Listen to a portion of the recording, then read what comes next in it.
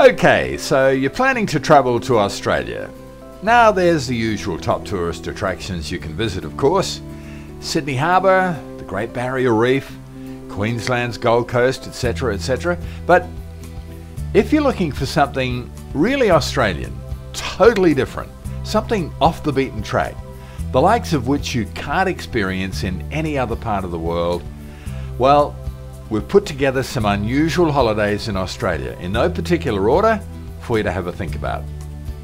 At the top of my list would be Aboriginal Art and Culture at the top end.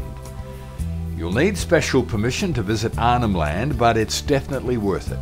97,000 square kilometres of Indigenous homelands, and that includes Kakadu National Park. Some of the oldest known rock and bark paintings, some dating back tens of thousands of years, and it's also where the didgeridoo originated. Next, stay in an underground hotel at Coober Pedy, sometimes known as the opal capital of the world, and in summer it can get up to nearly 50 degrees Celsius before lunch. No problem, do what the locals do, stay underground. They in their underground house, you in the world's only 4-star underground hotel. Join a cattle drive in the Great Australian Outback.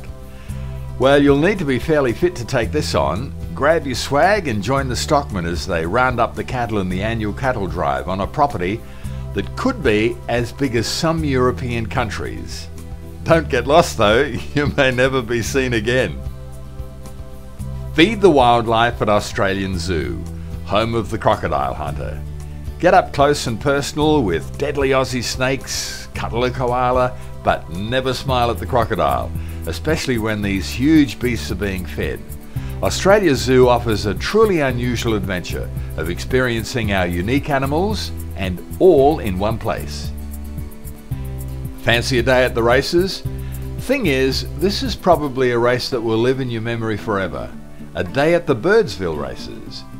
Birdsville is an outback town in southern Queensland where once every year all the people from the bush, for thousands of miles around, dress up in their best clobber and head into town for the races. Oh, and a few beers. See Lake Eyre when it's full.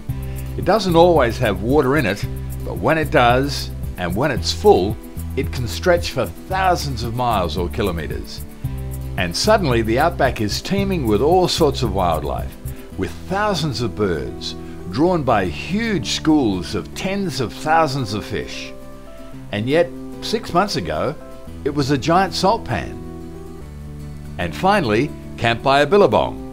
Australia's much-loved unofficial national anthem, Waltzing Matilda, tells the yarn of a jolly swagman camped by a billabong with a stolen jumbuck in his tucker bag.